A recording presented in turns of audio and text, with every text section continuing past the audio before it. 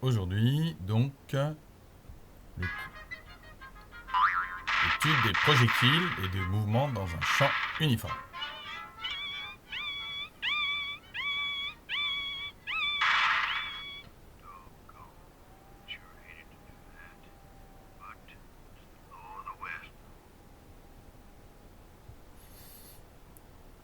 Donc, on commence par une balle qu'on lance sans vitesse initiale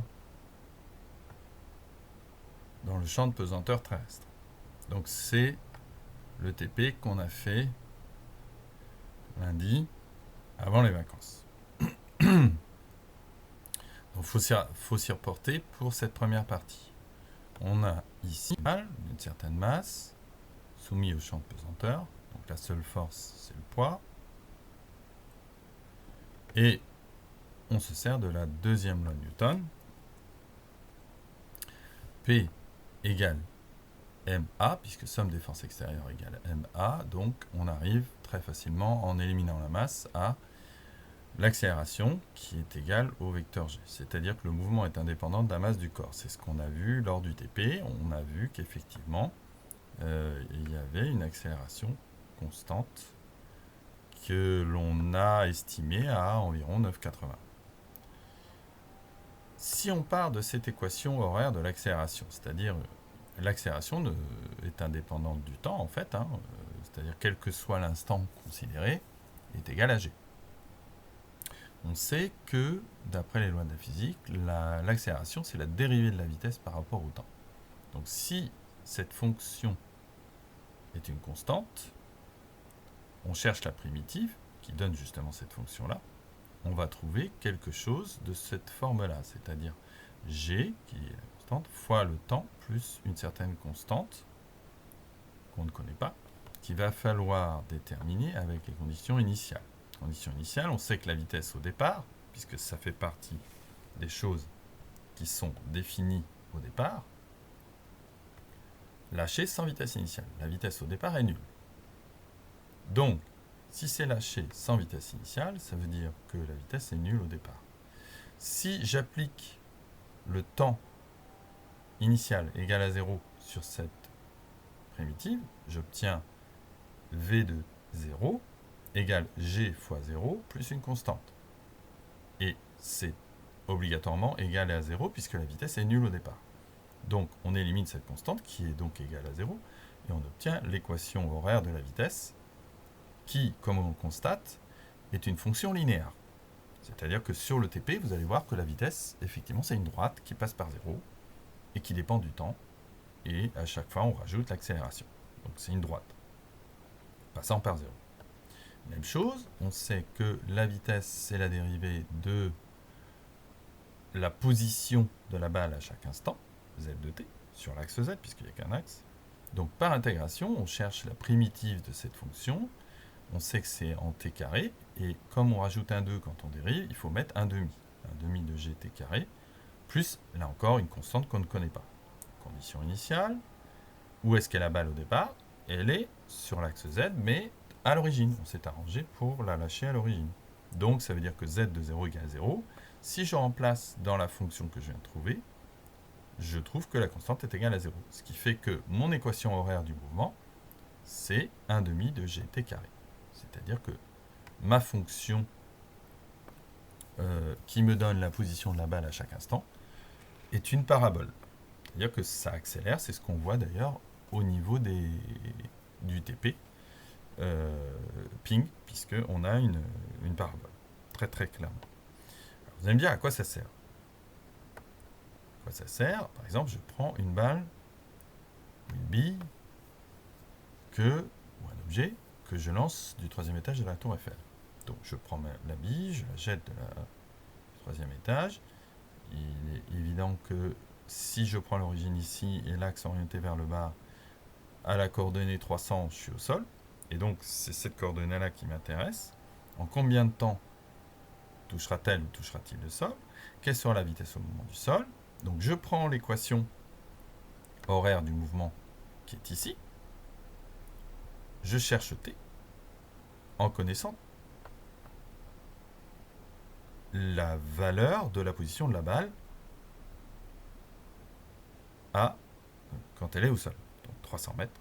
Donc je fais 300 égale 1,5 de gt, je cherche le sol, le temps lorsque la balle est au sol, et je trouve racine de 600 sur 9,81, ce qui me fait 7,8 secondes. Donc la balle tombe en un peu moins de 8 secondes. Même chose, l'équation de la vitesse, c'est gt. Hein, on l'a calculé tout à l'heure. C'est l'équation de la vitesse qu'on avait trouvée ici. Comme je connais le temps, je remplace par le temps, et ça me donne la vitesse, qui est de 76,7, soit en multipliant par 3,6, 276 km/h. Bon, là, évidemment, on est en première approximation, c'est-à-dire on néglige les frottements.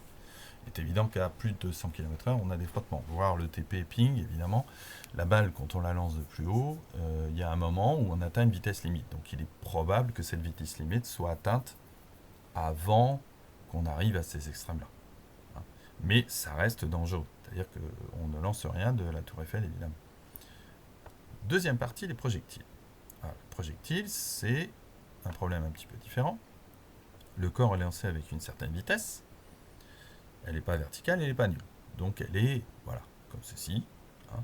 On s'arrange pour avoir un repère dans l'espace. Vous voyez, vous avez trois axes dans l'espace. Donc X, Y, Z. On s'arrange pour prendre un repère qui soit déterminé de telle façon à ce que la vitesse soit présente dans le plan OYZ. La vitesse est ici. On vous a rappelé effectivement que on peut projeter la vitesse sur les deux axes, c'est-à-dire que la vitesse possède des composantes sur les deux axes.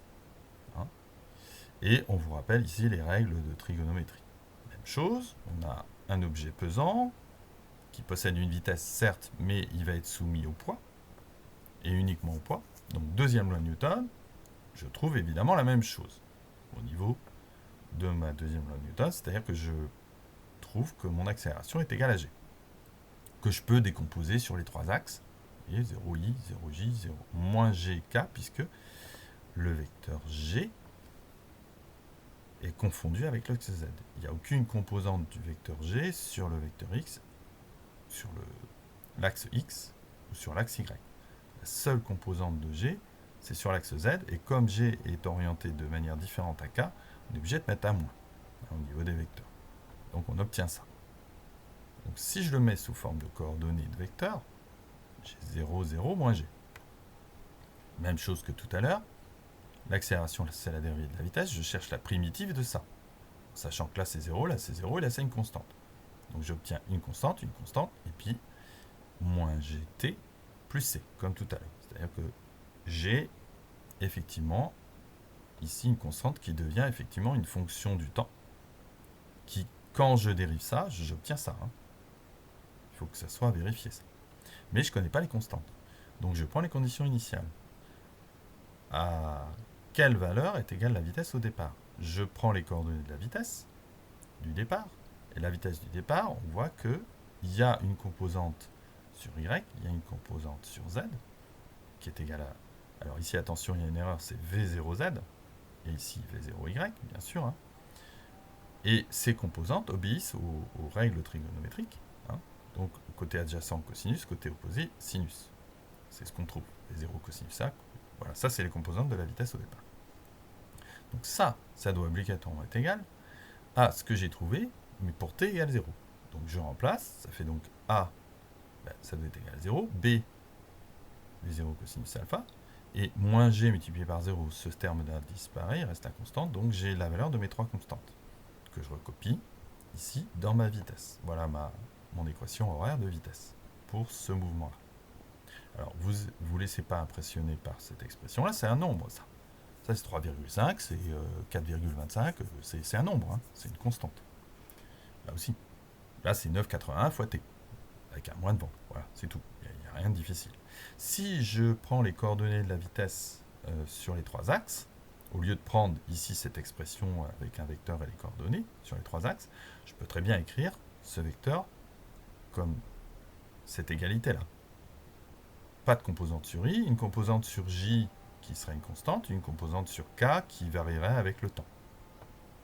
Même chose, je sais que la vitesse, c'est la dérivée du vecteur OM, qui a donc des composantes sur x, y, z, par rapport au temps. Donc je cherche la primitive à la vitesse. Et j'obtiens donc une autre constante, V0 cosinus alpha que je multiplie par t, plus B', 1 demi de gt carré, puisque je vous rappelle qu'ici on a un carré, donc il faut mettre un demi, hein, plus V0 sinus alpha t, puisque c'est une constante, plus encore une autre constante c. Bien. Même chose, condition initiale. Condition initiale, au départ, mon point, ici, il est à la coordonnée 0, 0, h. Il suffit de se rappeler du schéma précédent. Vous voyez où il est. Il est là.